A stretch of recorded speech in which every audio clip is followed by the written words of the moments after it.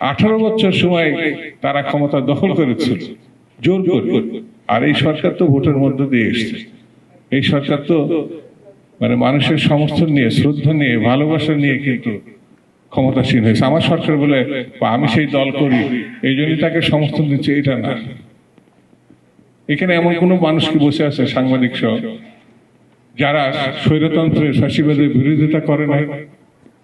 এটা তো আমাদের মজ্জাগত একটা দিক যে আমরা কখনো অন্যায় এই জাতি সহ্য করে না। করে না বলেই 52 সাল, করে না বলেই 68, করে না বলেই 71-এর মুক্তিযুদ্ধ, 24-এর গণঅভ্যুত্থান, 90-এর গণঅভ্যুত্থান। সেই জন্য বন্ধুরা, আমি বেশি কথা আজকে বলি না।